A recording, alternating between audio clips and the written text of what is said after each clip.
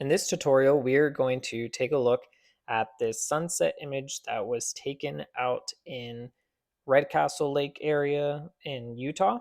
And the sun was setting here, hidden this peak.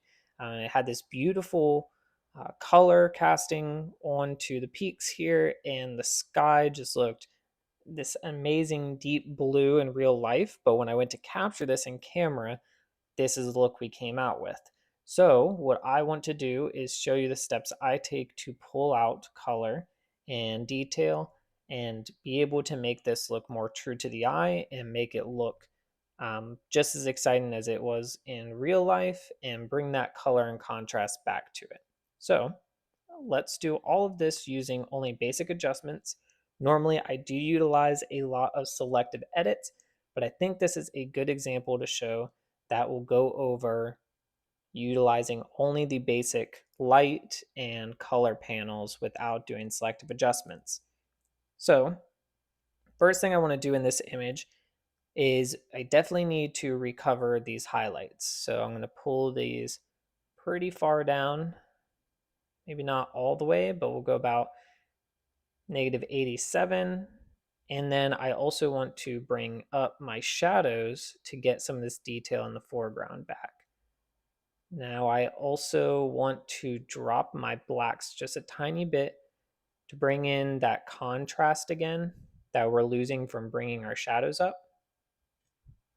And now I think this is looking pretty good. I want to go ahead and come down to the saturation and vibrance, and I'm going to pull saturation up a little bit and pull my vibrance up a good amount as well. Now I'm starting to notice there is this little magenta-ish color in the mountains that I'm not as big of a fan of.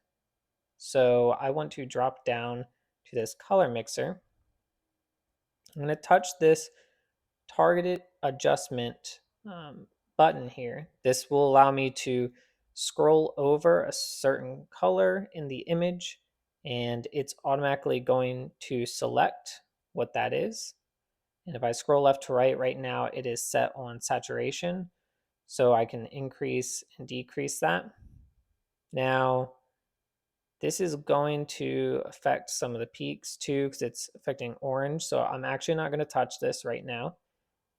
I am going to go to magenta here and the purples, and we're going to take a look at the saturation on these. So here's that weird coloring that's happening in the mountains that I don't like. So firstly, I want to crank the saturation so I can see the color it is. I'm going to bring it to a little cooler of a hue, and then I'm going to decrease the saturation. And we'll touch luminance as well. Maybe bring it up a touch to make it fade a little more into that mountain. And I think that looks good.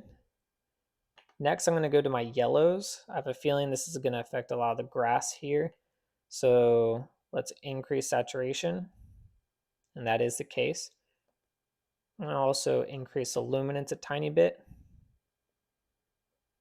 And we can scroll our hue left to right. I'm going to go to the left just a tiny bit to warm it up some, maybe -7 here. Do the same with greens just to see what's affected. If I go with saturation, there's really not too much there, so I'm not going to worry about it. And then I do want to touch our blues. So I'm going to affect the luminance here. You can see we have a lot of blue in the sky. So I like the attention this brings to our subject by bringing this down. I'm going to drop it to about -20. And we'll increase saturation just a tiny bit there. And I think this is looking great. So the last touch I want to do is I like to drop my clarity a little bit. We're going to bring this down to about -13 in this image. And we'll increase dehaze just a touch or two. We'll go up to 3 here. That looks fine. And I think this is good, and I will call this finished. So Again, just to recap, we used only our basic panels and not using selective adjustments here. There probably are some additional touches I would do with selective adjustments, but I wanted to show a way to edit without having to get into that. And this is an example of that.